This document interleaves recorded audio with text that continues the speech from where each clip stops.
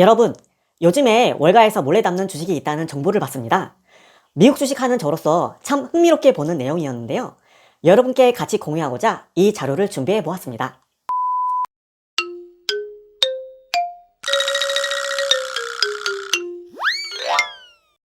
안녕하세요. 해외 주식으로 경제 자유 얻으려는 해주 경자입니다.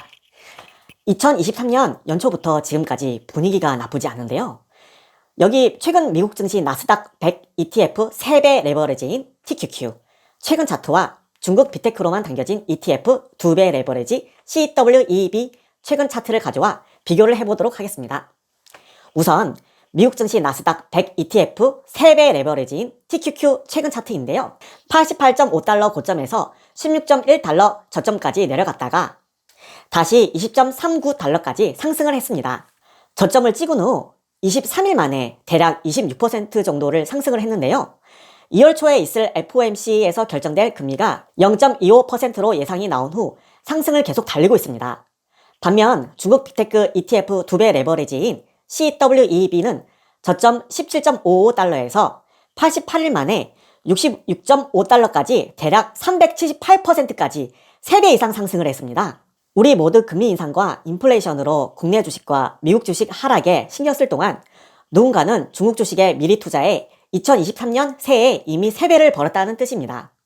마침 월가에서도 ROW라고 해서 미국을 제외한 나머지 전 세계 국가 증시가 화두입니다. 올해는 미국보다 다른 나라 즉 전 세계의 증시가 좋다, 앞서다, 계속 기대를 해볼만 하다 라고 이야기가 나오고 있는데요.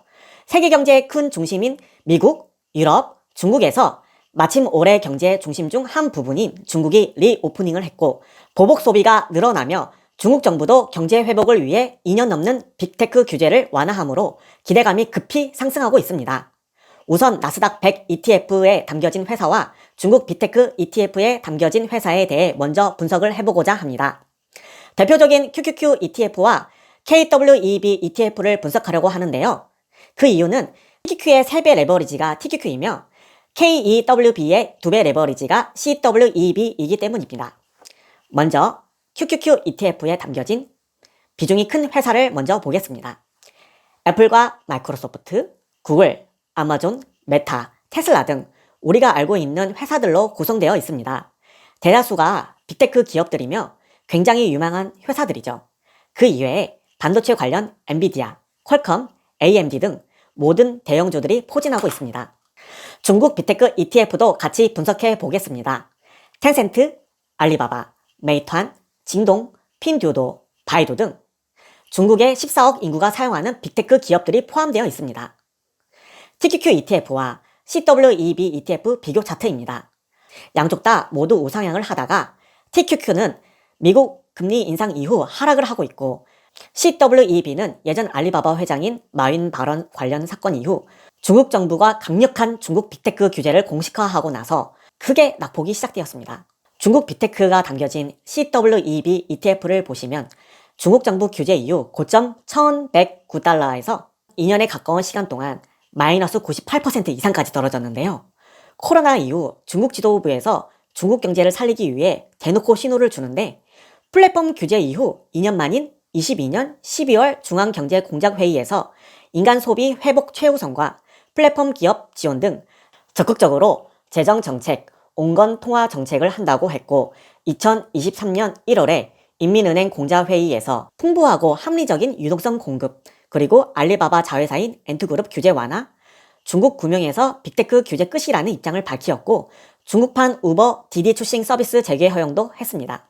가장 큰 지정학 리스크인 중국 정부의 규제도 경제 회복을 위해 중국 금융수장도 중국 빅테크 규제를 끝내겠다는 공식적 발언과 워렌 버핏의 오른팔인 찰리 먼거 부회장도 중국 주식이 저렴하다고 말을 한 것처럼 마침 월가에서도 중국 빅테크에 대해 긍정적으로 보고 있다고 합니다. 그래도 우리는 리스크를 확인해 봐야겠죠? 중국 주식 직접 투자에 대해 조심스러운 부분도 확인해 보면 중국 정부의 빅테크 규제를 푼다더니 뒤에서는 황금줄을 도입한다는 얘기가 있습니다. 무슨 말이냐면 정부가 1% 지분을 가지고 있으면 경영권에 간섭을 할 수 있다는 겁니다. 많이 아쉽지만 반면 1, 2년을 바라보았을 때 중국 정부 통제 안에서 최소 주식 하락폭 리스크를 방지할 수 있다는 생각도 듭니다. 중국 정부에게 2023년 가장 중요시하고 필요한 것은 GDP 성장 및 경제 회복이고 중국 새 정부가 들어선 첫 해부터 중국 경제를 망가뜨릴 이유는 전혀 없으니까요. 저는 2023년 1월 기준으로 2023년부터 2024년 사이 10배 이상 수익 창출을 하려고 합니다. 또 다른 중국 관련 ETF 이슈가 있으면 공유해 드리도록 하겠습니다. 이상 해외 주식으로 경제 자유를 얻으려는 해주 경자였습니다. 2023년에는 모두 부자 되세요.